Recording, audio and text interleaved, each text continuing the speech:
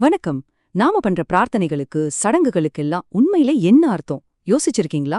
1000 வருஷத்துக்கு முன்னாடி வாழ்ந்த அகத்திய மாமுனி நம்மளோட உள் சக்தியை திறக்க ஒரு ரகசியத்தை சொல்லிட்டு போயிருக்காரு. அது என்னன்னு தெரிஞ்சுக்கலாமா? வாங்க இந்த பயணத்துல ஒன்னா போவோம். ஏத்தி வச்ச தீபங்கள், அர்ச்சனை பண்ண பூக்கள், இந்த மாதிரி காட்சிகள் நமக்கு ரொம்பவே பரிச்சயமானது இல்லையா?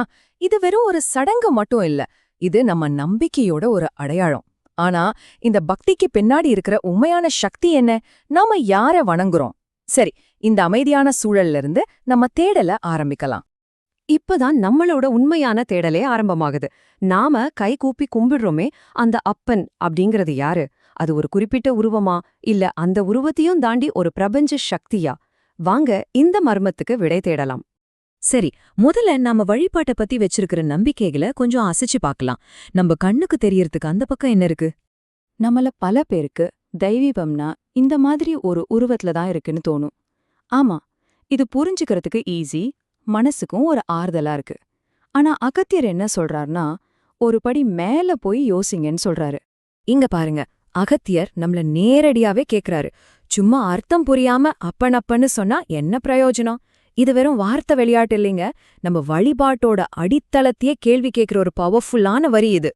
அகத்தியர் சடங்கு பண்றது தப்புன்னு சொல்லல. ஆனா யோசிச்சு பாருங்க, ஒரு பானையே பாத்துட்டு இருந்தா அதுக்குள்ள இருக்கிற அமுதத்தை எப்படிங்க ருசிக்க முடியும்? அததான் அவர் சொல்றாரு, உருவத்தை தாண்டி அதோட மூலத்தை, அதோட சாரத்தை தேடுங்கன்னு.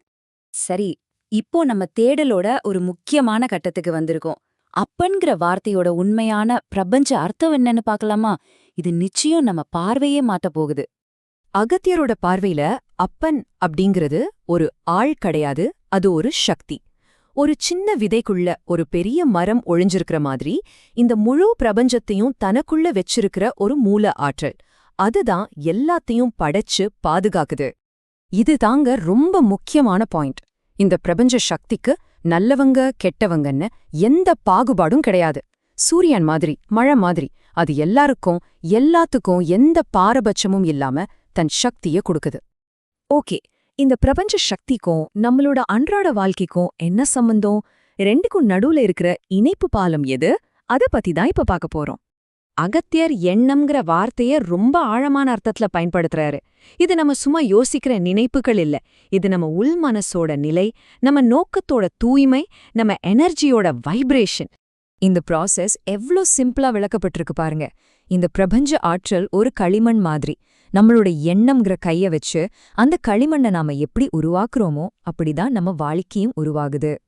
இது வெறும் ஒரு வாக்குறுதி இல்ல, இது ஒரு விதி. நம்ம எண்ணம் தர்மத்தோட வழியில நேர்மையா இருக்கும்போது அந்த பிரபஞ்ச சக்தியே நமக்கு சாதகமா வேலை செஞ்சு நம்ம வாழ்க்கையை செதுக்கும். நாம வெறும் ஆடியன்ஸ் கிடையாது, நாம தான் கிரியேட்டர்ஸ். இங்க பாருங்க, நம்ம முன்னாடி 2 பாதை இருக்கு.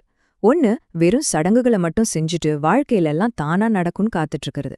இன்னொன்னு நம்ம உள்நோக்கத்தை சரி பண்ணி அந்த பிரபஞ்ச சக்தியோட சேர்ந்து நம்ம வாழ்க்கைய நாமளே உருவாக்குற பொறுப்பை ஏத்துக்கிறது. நீங்க எந்த பாதையை தேர்ந்தெடுக்க போறீங்க? சரி, இப்ப நாம கத்துக்கிட்ட இந்த ஆழமான ஞானத்தை நம்ம டெய்லி லைஃப்ல ஒரு பவர்ஃபுல்லான மாற்றத்துக்கான கருவியா எப்படி யூஸ் பண்றதுன்னு பாப்போம். அப்போ இதிலிருந்து நாம கத்துக்க வேண்டிய முக்கியமான பாடம் என்னன்னா, உண்மையான ஆன்மீக பயணங்கிறது வெளியில பண்ற வேண்டுதல்கள்ல இல்ல, அது நமக்குள்ளதான் இருக்கு. நம்ம மனச, நம்ம எண்ணங்களை கண்ட்ரோல் பண்றதுதான் மிக உயர்ந்த ஆன்மீக பயிற்சி. இந்த விளக்கத்தை நான் ஒரு கேள்வியோட முடிக்கிறேன். நம்ம வாழ்க்கையோட சிற்பி நாமதானே இப்போ நமக்கு புரிஞ்சிருச்சு. நம்ம எண்ணங்கள் தான் நம்ம உலகத்தை உருவாக்குதுன்னா, இன்னைக்கு நீங்க என்ன மாதிரியான ஒரு உலகத்தை உருவாக்க போறீங்க? யோசிச்சு பாருங்க.